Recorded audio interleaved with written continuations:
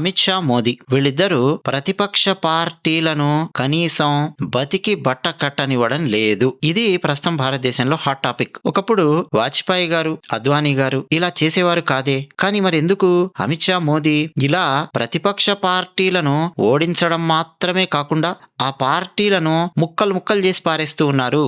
అందులోనూ అమిత్ షా గారు బీభత్స భయానకమైన వ్యూహాన్ని రచించారు. మనం నిన్నగాక మొన్న మమతా బెనర్జీ పార్టీ ఎలా చీలిపోయిందో మనం చూసాం. ఇప్పుడు లేటెస్ట్ గా శివసేన మీద బాణాన్ని ఎక్కుబెట్టారు అమిత్ షా గారు. ఏకంగా 6 శివసేన ఎంపీలు ఒక సైడ్కి వెళ్ళిపోయారు. మరోపక్క శరద్ పవార్ పార్టీ మీద దృష్టి పెట్టారు. ఇంకో పక్క ఉత్తరప్రదేశ్ లో అఖిలేష్ యాదవ్ పార్టీ మీద దృష్టి పెట్టారు. ఆ పార్టీని చీల్చే ప్రయత్నం చేస్తూ ఉన్నారు. మరోపక్క బీహార్లో లాలూ ప్రసాద్ యాదవ్ గారి పార్టీని చీల్చి పారేసే ప్రయత్నం చేస్తూ ఉన్నారు. అంటే ఎక్కడికక్కడ విపక్షాలను ఓడించడం మాత్రమే కాకుండా పార్టీని కూడా ముక్కలు చేసి ఏం సాధించాలనుకుంటున్నారు, అసలు ఏం చేయాలనుకుంటున్నారు, అసలు ఇలా చేయడం కరెక్టా కాదా? ఈ విషయాలు మనం మాట్లాడుకోవడం కంటే ముందు రాముడి గురించి, కృష్ణుడి గురించి కొంచెం మాట్లాడుకుంటే మనకు ఒక క్లారిటీ వస్తుంది. మరి మీరేం చేయాలి?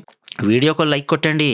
మీ అభిప్రాయాలు కామెంట్ సెక్షన్లో రాసి పంచుకుంటున్నా ప్రతి ఒక్కరికి నేను ధన్యవాదాలు చెప్తూ ఉన్నాను. మీ టైం మీరిచ్చి చాలా చక్కగా కామెంట్ సెక్షన్లో మీ అభిప్రాయాలు పంచుకుంటున్న ప్రతి ఒక్కరికి మరీ ధన్యవాదాలు చెప్తూ, రాముడు, కృష్ణుడు డిఫరెన్స్ ఏంటి చూస్తే, మరి ఇద్దరు ఒకే శ్రీమన్నారాయణుని అవతారము. శ్రీమన్నారాయణుడు త్రేతాయుగంలో రాముడిగా వచ్చాడు, ద్వాపర యుగంలో కృష్ణుడిగా వచ్చాడు. మరి బిహేవియర్ లో ఎందుకంత తేడా ఉంది అబ్జర్వ్ చేస్తే, రామాయణంలో రావణాసురుణ్ణి చంపి సీతమ్మ వారిని తీసుకురావడం కోసం రాముడు వానరుల సహాయంతో వారధి కట్టి లంకకు వెళ్ళాడు. యుద్ధం చేయడానికి నిలబడ్డాడు రాముడు. మామూలుగా చెస్ ఆడేటప్పుడు చెస్ బోర్డులో ఫస్ట్ కింగ్ ని ముందుకు జరపరు, కింగ్ తో చెస్ స్టార్ట్ చెయ్యలేరు. అలాగే యుద్ధాలలో రాజే ముందుగా యుద్ధం చేయడానికి రాడు. ఎప్పుడైనా సరే ఎవరైనా తమ రాజ్యం మీదకి దండెత్తి వచ్చినా, తమ కోట ఆక్రమించుకోవాలని వచ్చినా ఫస్టే రాజు కత్తి తీసుకొని యుద్ధానికి వెళ్ళాడు. ముందు సైన్యాధ్యక్షులు వెళ్తారు, మంత్రి గారు వెళ్తారు, వీళ్ళందరూ అయిపోయిన తర్వాత రాజు రంగంలోకి దిగుతాడు. కానీ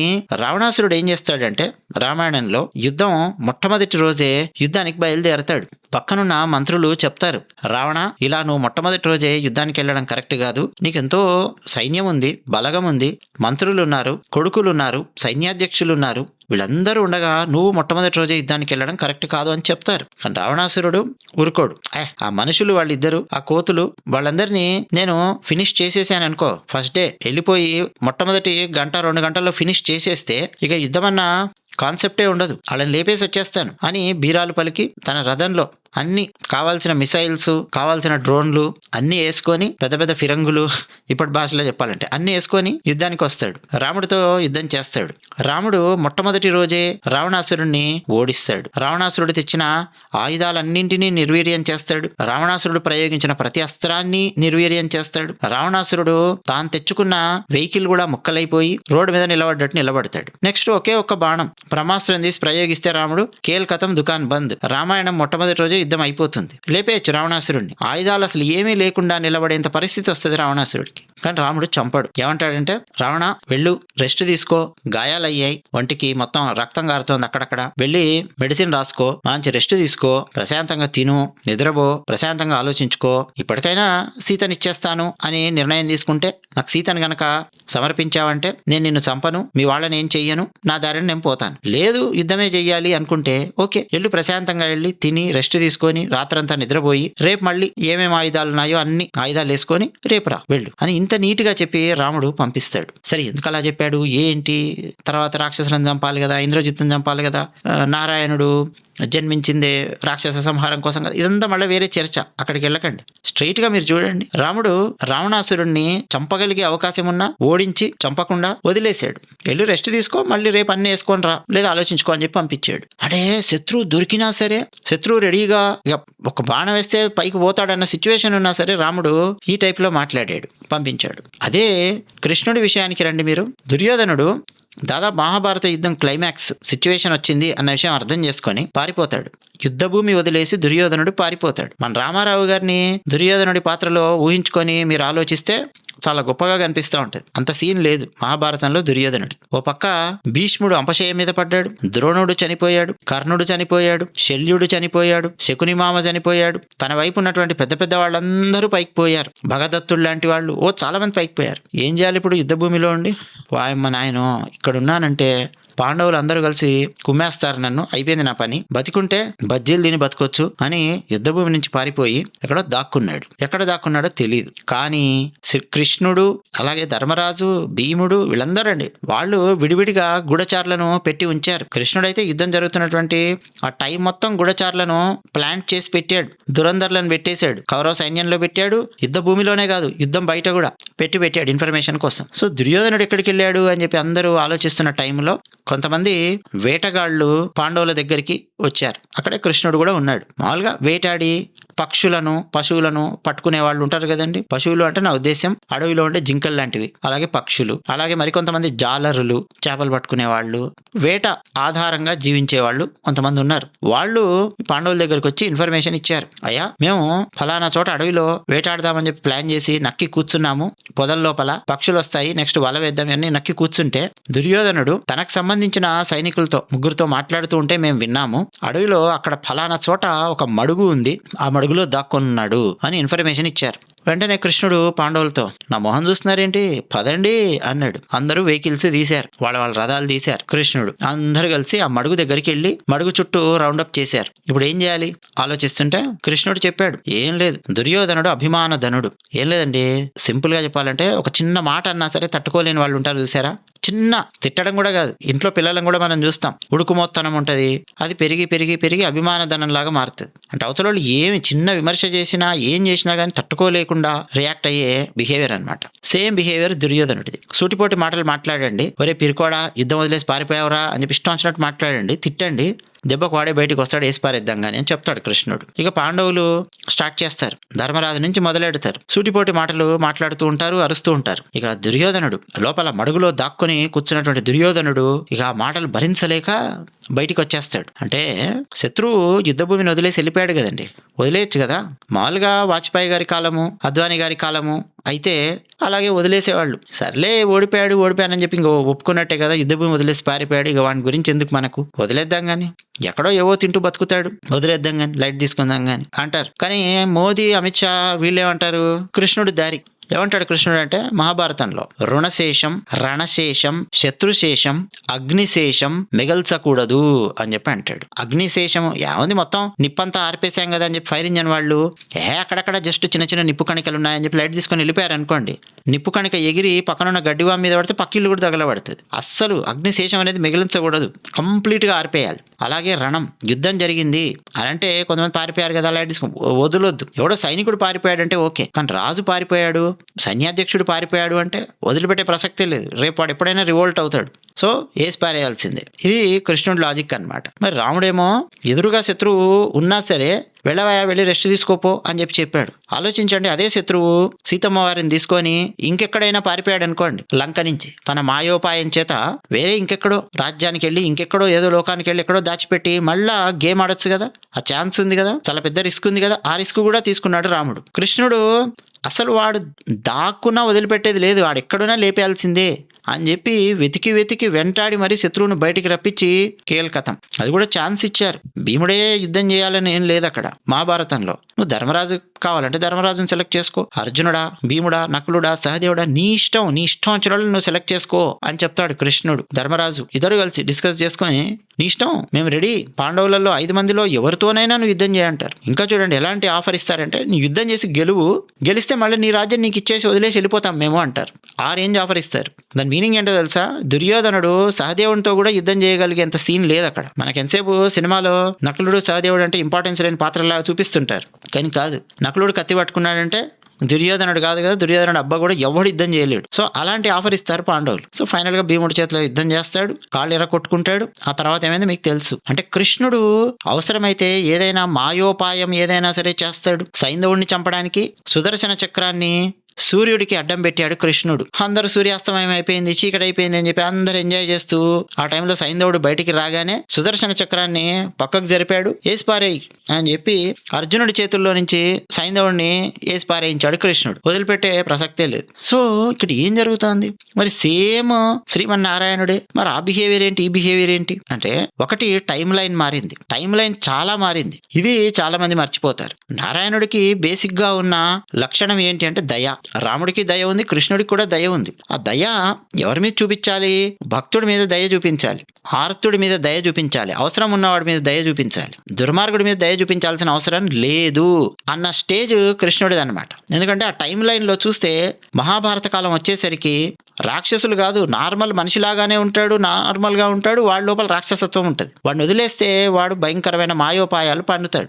మహాభారతంలో పాండవులందరూ లక్క ఇంట్లో నిద్రపోతూ ఉంటే నిద్రపోతున్న ఇల్లు తగలబెట్టేయండిరా అని చెప్పి పంపించినటువంటి వాడు దుర్యోధనుడు. ప్లాన్ చేసి ఆలోచించండి, డైరెక్ట్గా యుద్ధం చేయాలి కదా, కాకుండా నిద్రపోయే వాళ్ళని ఇల్లుతో సహా తగలబెట్టేయండి లేచిపోతారు అని స్కెచ్ చేసిన వాడు దుర్యోధనుడు. వాడి బిహేవియర్ అది. మరి అలాంటి వాడిని ఎట్లా హ్యాండిల్ చేయాలి? సేమ్ వాజ్పేయి గారిలాగా, అద్వానీ గారిలాగా 1990s హ్యాండిల్ చేసినట్టు చేస్తానంటే ఎట్లా? అలా హ్యాండిల్ చేయడం వల్లనే వాజ్పేయి గారిని పదే పదే గద్దె దింపారు. ఒకరోజైతే 13 రోజుల ప్రధానమంత్రి అని చెప్పి పాపం వాజ్పేయి గారిని గద్దె దింపే ప్రయత్నం చేయడము.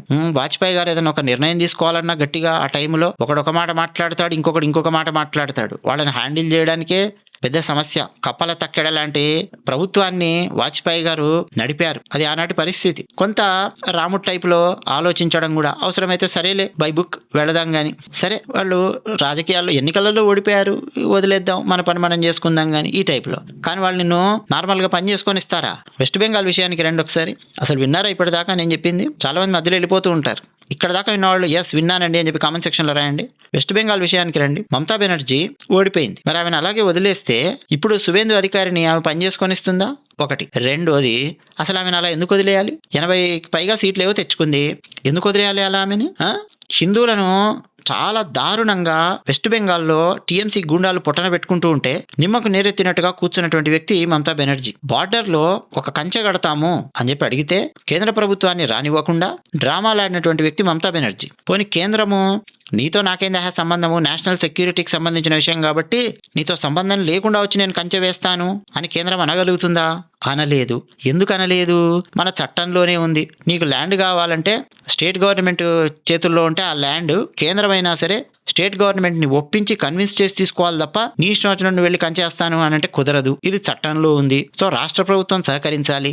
సహకరించకపోతే కేంద్రం ఏం చేయలేదు. చట్టాన్ని అతిక్రమించి వెళితే అక్రమం అవుతుంది. ఇట్లాంటి రకరకాల సమస్యలు. పోని కొన్ని విషయాలలో ఇప్పుడు హిందువులను చాలా దారుణంగా ట్రీట్ చేశారు కదా బెంగాల్లో. కేంద్రము కాస్త ముందుకెళ్ళి వాళ్ళ బలగాలను దింపి కంప్లీట్గా వెస్ట్ బెంగాల్లో సిచ్యువేషన్ కంట్రోల్లోకి తీసుకురావాలి అని చెప్పి అనుకుంటే కేంద్రం మా మీద పెత్తనం చేస్తోంది. మాకు అంత సీన్ లేదా? ప్రజలు ఎన్నుకున్న ప్రభుత్వమే కదా మా టీఎంసీ ప్రభుత్వము, రాష్ట్ర ప్రభుత్వము. మా మీద వచ్చి కేంద్రం పెత్తనం చేస్తుందా? చూశారా నరేంద్ర మోదీ నిరంకుశత్వాన్ని? రాష్ట్రం విషయంలో వేలు పెడుతున్నాడు, కాలు పెడుతున్నాడు అని చెప్పి మమతా బెనర్జీ అంటుంది. దానికి వత్తాసు పలకడానికి మన తెలంగాణలో ఉన్నటువంటి కాలకూట విశ్వవాగేశ్వరరావులతో సహా చాలా మంది ఎర్రచొక్కా జర్నలిస్టులు దేశమంతటా ఎంతమంది ఉన్నారో ఆలోచించండి. జైబీఎం ఆర్మీలు, ఎర్రచొక్కా జర్నలిస్టులు, కాంగ్రెస్ పార్టీకి డబ్బా కొట్టేవాళ్ళు, అంతర్జాతీయంగా నరేంద్ర మోదీకి వ్యతిరేకంగా, భారతదేశానికి వ్యతిరేకంగా పనిచేస్తున్నటువంటి జర్నలిస్టులు ఏ రేంజ్లో సీన్ చేస్తారో చూడండి. చూసారా వెస్ట్ బెంగాల్లోకి అనవసరంగా కేంద్ర ప్రభుత్వం అడుగు పెడుతోంది, సిఆర్పీఎఫ్ వాళ్ళని దింపుతోంది, అసలు ఆ రాష్ట్ర ప్రభుత్వాన్ని సరిగ్గా పనిచేసుకొని ఇవ్వడం లేదు. ఇవన్నీ చేసేవాళ్ళు. ఇప్పుడు ఎలక్షన్స్లో ఓడించారు. ఓడించిన తర్వాత అలాగే వదిలేస్తే మళ్ళీ ఏకు మేకయి దుర్యోధనుడిలాగా తయారవుతుంది. అందుకని ఏం చేస్తున్నారు? ఎక్కడికక్కడ చీల్చి పారేస్తున్నారు పార్టీలను.